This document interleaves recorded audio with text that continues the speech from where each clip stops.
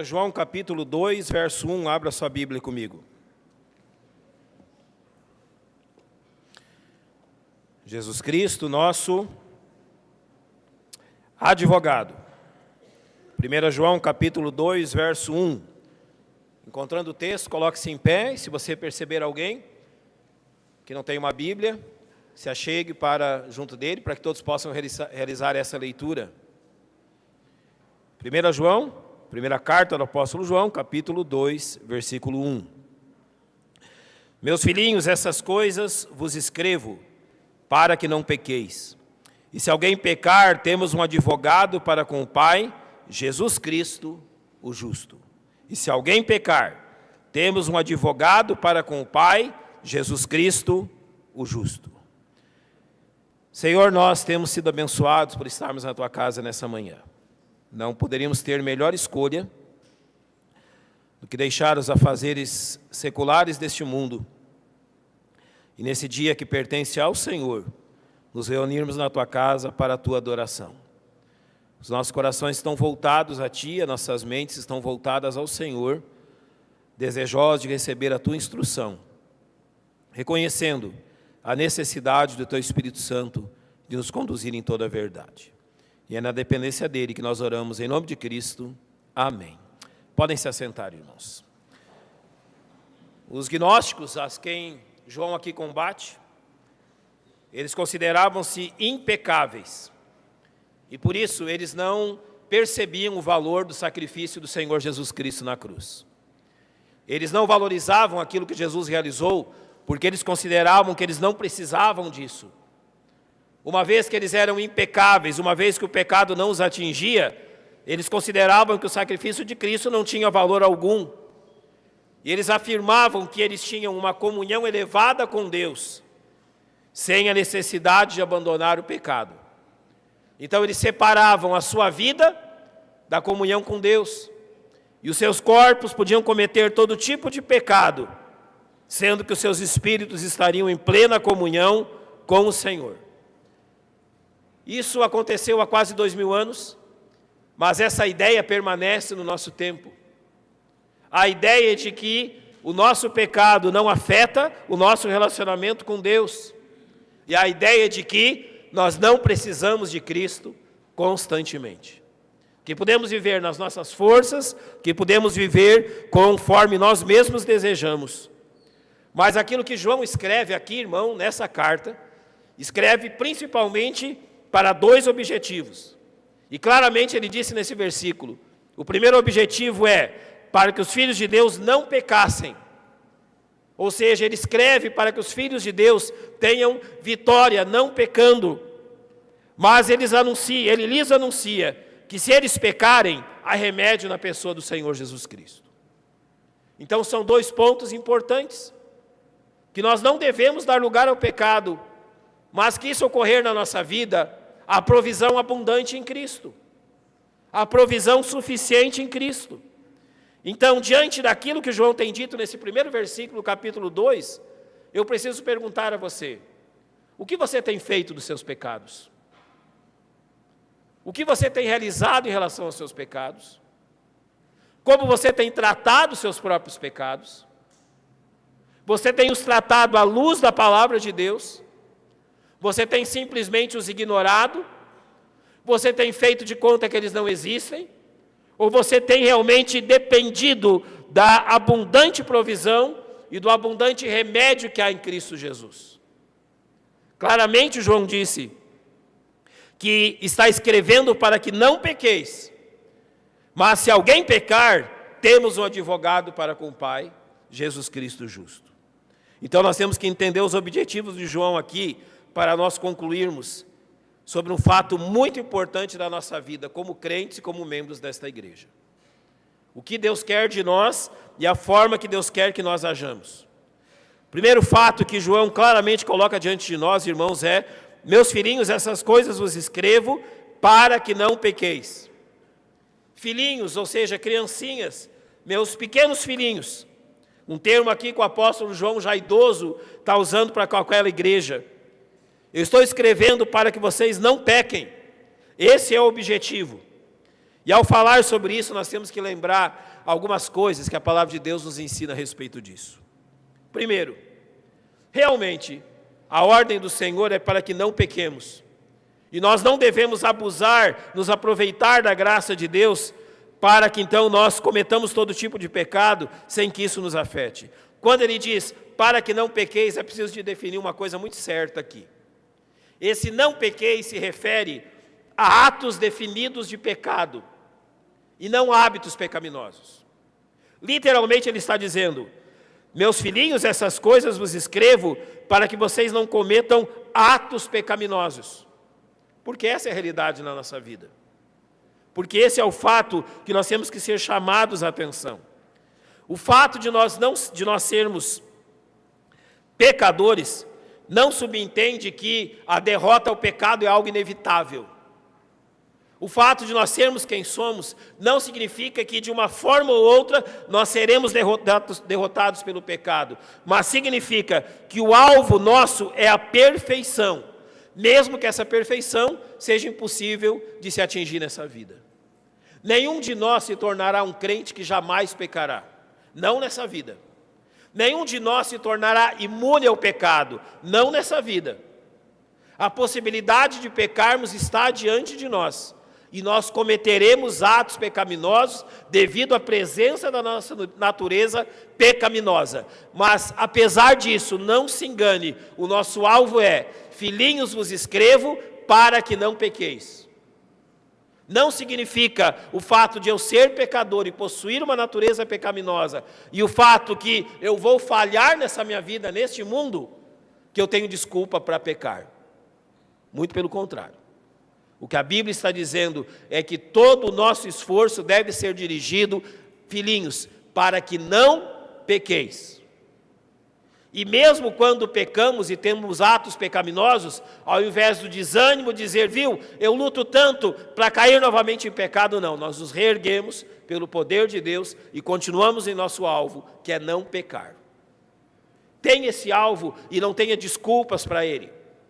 Estabeleça o alvo que João disse, filhinhos, eu vos escrevo para que não pequeis, sabendo que as nossas falhas acontecerão nesse mundo, mas que Deus já proveu solução a elas. Uma vitória real é possível, e a graça de Deus nos ajudará para que isso seja verdade. Observe que Romanos capítulo 6, versos 1 e 2 diz, que diremos, pois, permaneceremos no pecado, para que a graça seja abundante? De modo nenhum. Nós que estamos mortos para o pecado, como viveremos ainda nele? Literalmente a Bíblia está dizendo que nós estamos mortos para o pecado. Nós éramos servos e escravos do pecado, mas quando Cristo interviu na nossa vida, Ele quebrou esta servidão, essa escravidão do pecado, e quebrou de qual forma?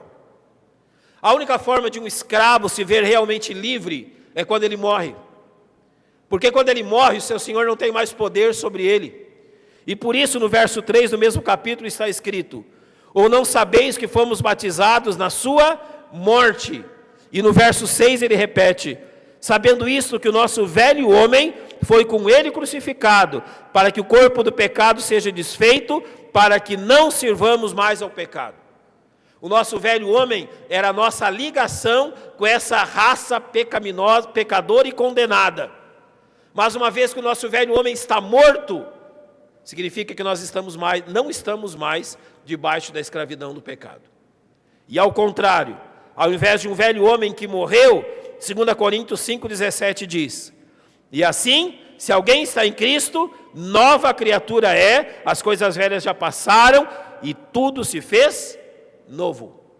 Aquele velho homem que não tinha escolha já não existe mais. Mas uma nova criatura, com uma nova natureza, é a realidade de hoje. E com base nisso é que João diz, filhinhos, essas coisas vos escrevo para que não pequeis. Literalmente, todos nós temos escolha. Todos nós podemos escolher ou não pecar. Atos pecaminosos são escolhas da nossa parte. Cometer atos pecaminosos são escolhas da minha própria vontade, ninguém me obriga a isso, ninguém me escraviza a isso, mas é eu escolhendo cometer aquilo que não devia cometer. E o que João está nos escrevendo é: meus filhos, uma vez que vocês têm essa escolha, escolham sempre o certo. Escolham sempre o lado de Deus. E Romanos capítulo 6, versos 11 e 12, torna isso prático ao dizer: assim também vós, considerai-vos certamente mortos para o pecado. Ele está dizendo: aceitem essa verdade, vocês morreram para a escravidão do pecado, mas vivos para Deus em Cristo Jesus nosso Senhor. Reconheça a verdade que no dia em que você veio a Cristo como seu único e suficiente Salvador, você morreu para essa escravidão. E o verso 12 completa: não reine, portanto, o pecado em vosso corpo mortal, para lhe obedecerdes em suas concupiscências. Literalmente aceite o fato que o pecado não tem mais poder para reinar em sua vida. Então, literalmente, nós podemos dizer que o crente não precisa pecar, ele tem a escolha de viver uma vida reta, porque o problema do pecado é adequadamente solucionado em Cristo. E há sim vitória contra o pecado, e por isso o Evangelho não encoraja o pecado, mas exige de mim e de você vitória. Lembra aquele cântico que nós cantamos? A vitória é para mim? Ele é real ou não? A vitória é para mim, a vitória é para mim. Pelo sangue do Cordeiro, a vitória para mim. O que nós cantamos? O que estamos dizendo? É que não somos mais escravos do pecado, mas na morte de Cristo foi nos dado aquilo que é adequado, aquilo que é suficiente para que nós não pequemos mais. Ou seja, esse deve ser o alvo do cristão. Esse deve ser o alvo de todo crente. Reconhecer o fato que está morto para o pecado, e quando há atitudes pecaminosas em sua vida, é por escolha dele próprio. É a sua vontade e os seus desejos escolhendo isso. Há uma outra questão, nesse mesmo capítulo 2, verso 1 de 1 João, que é quando o Senhor nos diz: e se alguém pecar, temos um advogado para com o Pai, Jesus Cristo justo. João aqui reconhece que realmente há um problema na vida do crente. E se alguém vir a pecar, se alguém vir a tropeçar no pecado, se alguém vir a cometer atos pecaminosos, o que ele está dizendo? Ele está dizendo, em primeiro lugar, que o pecado não é razão para perdermos a coragem e abandonarmos o alvo da nossa santidade. O pecado não é razão para desespero, porque Cristo já providenciou aquilo que é suficiente para solucionar. Ele está dizendo que cometer atos pecaminosos não é razão para desistirmos. Antes é razão para tratarmos os nossos pecados aos pés da cruz de Cristo. Pecados não são razões para abandonarmos Cristo e o Evangelho. Pecados é razão para que eu vá à cruz de Cristo, confessando-os e abandonando-os no lugar certo. Por isso ele diz que o ofício de Cristo é suficiente para cuidar desse problema, porque ele diz que há um advogado, um paráclito, alguém que está ao lado, alguém que foi chamado ao nosso lado para nos ajudar, alguém que foi convocado ao nosso lado. E essa palavra tem o sentido de ajudador, consolador, mediador, intercessor. E esse é o ofício de Cristo. Agora, em relação a quem Jesus Cristo oferece esse ofício de advogado? Em Hebreus 7:25 está escrito: portanto também pode salvar perfeitamente os que por ele se chegam a Deus, vivendo sempre para interceder por eles. De quem Jesus Cristo é advogado? Daqueles que se achegaram a Deus nos méritos de Cristo. Literalmente, daqueles que depositaram a sua fé nele como seu único e suficiente Salvador. Cristo está desempenhando o ofício de advogado seu. Se você já entregou sua vida a ele, já reconheceu a ele os seus pecados, e ele é o seu Salvador verdadeiramente. Notem que a vitória sobre o pecado não é obtida nas nossas forças, mas sim no poder do ofício que Cristo realiza. E observe onde ele realiza esse ofício.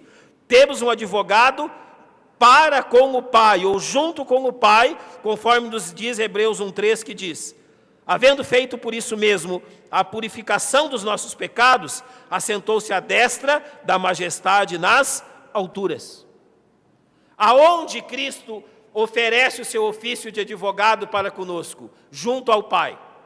Alguém que está sentado à destra, à direita de Deus no céu, é aquele que oferece o ofício de advogar em nossa causa.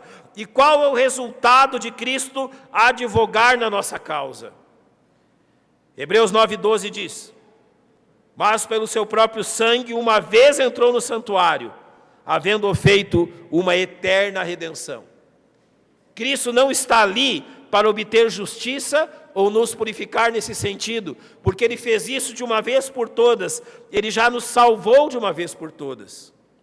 Hebreus 7:27 diz que não necessitasse, como sumos sacerdotes, de oferecer cada dia sacrifícios, primeiramente por seus pecados e depois pelos do povo, porque isso Ele fez uma vez, oferecendo-se a si mesmo.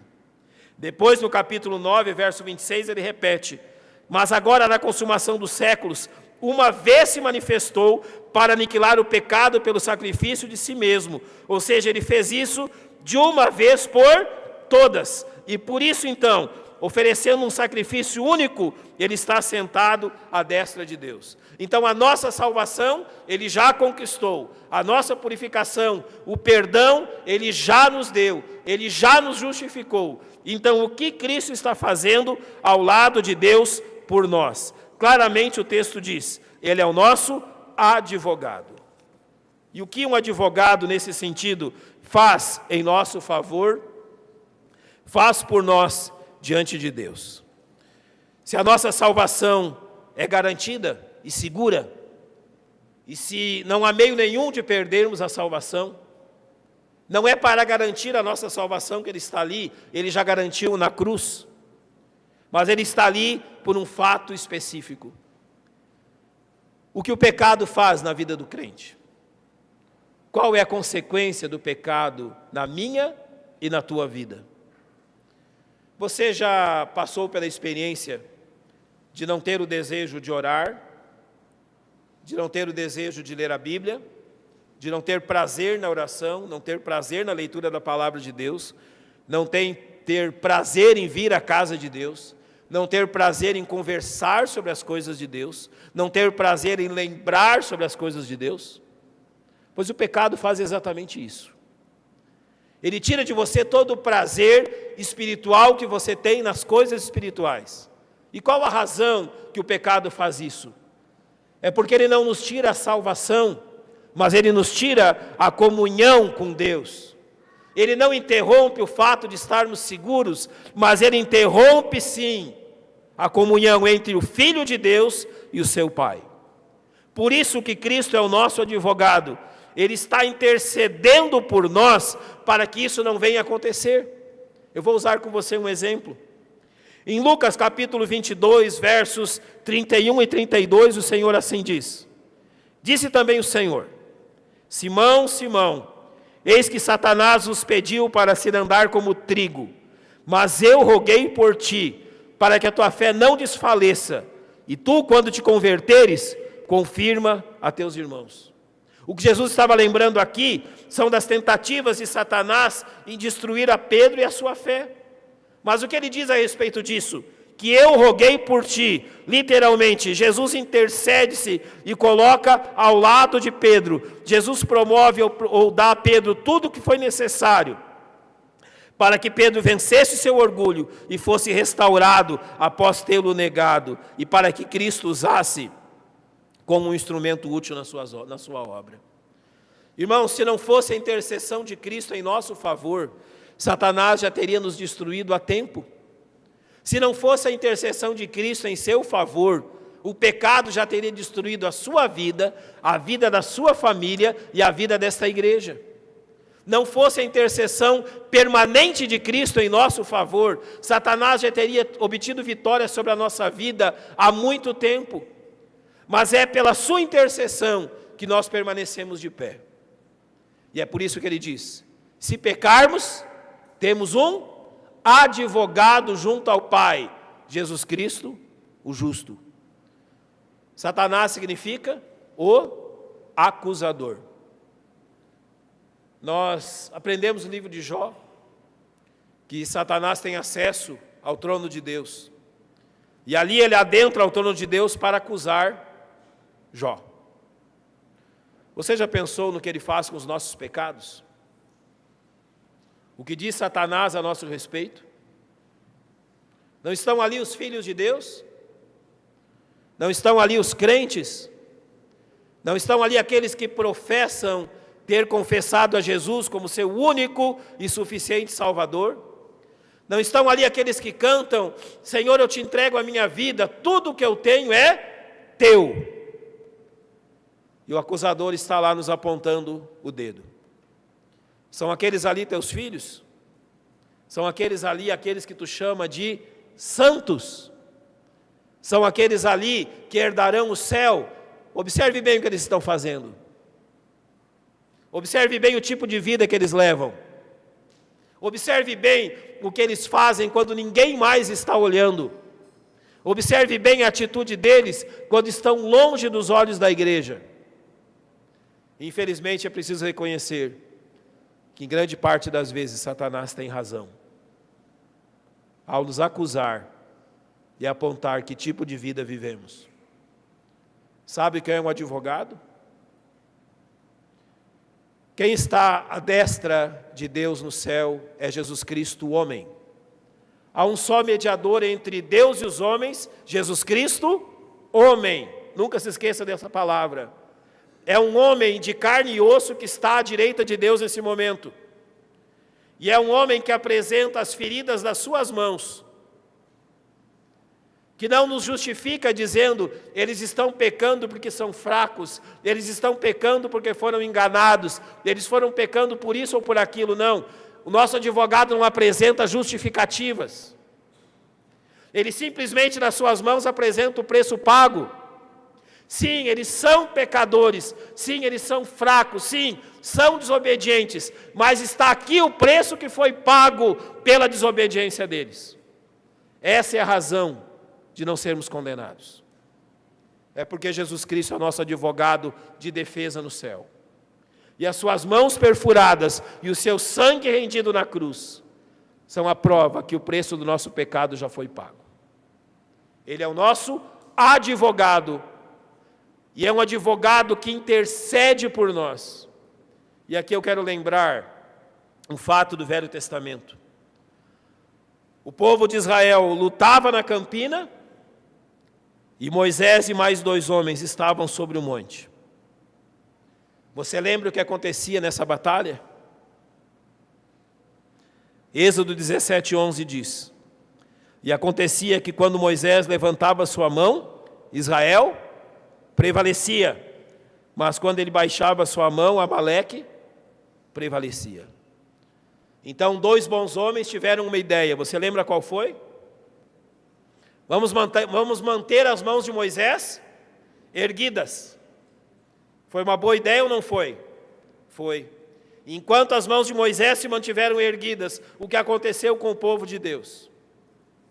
Venceu. Sabe que aquele que mantém as mãos erguidas por nós não precisa disso? As suas mãos estão erguidas em intercessão em nosso favor. E Hebreus 7:25 diz: Portanto, pode também salvar perfeitamente os que por ele se chegam a Deus, vivendo sempre para interceder por eles. Ele quer dizer que as suas mãos estão erguidas em nosso favor o tempo todo. O que isso quer dizer? João reconhece o fato que nós pecamos. E nós devemos levar os nossos pecados à cruz de Cristo. Esses pecados não são razão para desânimo, não são razão para abandonarmos o caminho do Senhor e para deixarmos de trabalhar para o Senhor. Irmão, se você vai esperar não pecar mais para servir a Deus, eu tenho algo para lhe dizer. Você nunca vai servir a Deus. Se você vai esperar uma vida perfeita para servir a Deus, não vai chegar nunca esse momento. Sabe por quê?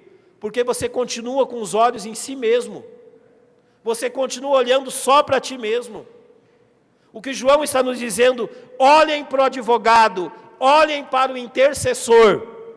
Lutem contra o pecado, mas se alguém pecar, olhem para o intercessor. Deixa eu lembrar-lhe mais uma coisa. Em determinado momento, pela desobediência do povo, enquanto andava no deserto em rumo a Canaã, Deus enviou serpentes. As serpentes vieram de todos os lugares, e elas estavam picando o povo, envenenando o povo. E Moisés teve uma ideia maravilhosa. O que ele fez? Ele fez uma serpente de bronze. O que ele fez com essa serpente de bronze? Ele a colocou no meio do arraial do povo, bem alto, para que ocorresse o quê? Quando as serpentes picavam as pessoas, o que elas faziam? Elas olhavam para a serpente de bronze e eram saradas. E você lembra o que Jesus falou a respeito disso? Assim como a serpente de bronze foi erguida, assim quando o Filho do Homem for erguido, ele atrairá muitos a si. Ele disse: os seus olhos têm que estar lá. E é exatamente o mesmo fato para nós. Os nossos olhos precisam estar colocados no nosso advogado. Não espere perfeição. Não espere que você não vai pecar mais para fazer algo na obra de Deus. Pelo contrário, sabendo das suas imperfeições, sabendo dos seus pecados, mantenha os olhos no seu advogado. Mantenha os seus olhos em Cristo. E não abandone o caminho do Senhor. Muitas vezes, isso se torna comum em alguns momentos, eu vejo crentes abandonando ministérios da igreja, abandonando trabalhos da igreja ou coisas que podem fazer por muitas razões. A única coisa que eu posso dizer-lhes é: mantenham os seus olhos em Cristo. Jamais deixem de fazer algo para Deus por qualquer razão. Jamais deixem de participar dos ministérios da igreja por qualquer motivo. Mantenha-se submisso ao Senhor, com seus olhos postos nele, e Ele completará a obra. Ele é o advogado. Não espere uma vida perfeita. Não espere resolver todos os seus problemas para servir a Cristo, porque isso pode ser tarde demais. Sirva a Ele hoje. Olhe para Ele hoje. Dependa da provisão dEle. Se confessarmos os nossos pecados, Ele é fiel e justo para nos perdoar os pecados e nos purificar de toda injustiça. Não pare a sua vida por causa de pecados. Leve os seus pecados a Cristo e continue servindo a Deus. Você não precisa interromper aquilo que você tem feito pelo Senhor. Você precisa depender dEle, confessar a Ele, deixar aos pés da cruz e continuar firme no seu serviço. Que os pecados não nos afastem de servir a Deus, mas que sejam tratados da forma que precisam ser tratados, aos pés da cruz do Senhor. Que jamais nos olvidemos ou abandonemos qualquer ministério que o Senhor tem nos dado. Muito pelo contrário. Por fé nele, continuemos firmes. Ele tem intercedido por nós. Você tem sentido, eu quero terminar dizendo isso. Você tem sentido que a caminhada tem sido pesada demais? Você tem sentido que as forças já não são as mesmas? Você tem percebido que a pressão ao seu redor talvez te impeça de servir? Pois o que você deve fazer é levar todas essas coisas diante do seu Pai. Entregue tudo isso diante de Deus. Continue olhando para Cristo. E faça tudo o que Deus tem dito que você deve fazer. Você verá com o tempo que o fardo que era pesado se torna leve. Que o fardo que nos impedia de caminhar foi tomado por outro homem. Vinde a mim, todos que estáis cansados e sobrecarregados, e eu vos aliviarei. Tomai sobre vós o meu jugo e aprendei de mim, que sou manso e humilde de coração. Jesus é alguém cheio de compaixão. Ele nos compreende e nos ajuda. Ele é o nosso advogado. Então, apesar de todas as coisas, não tire os olhos de Cristo. Vamos fechar os nossos olhos, vamos orar.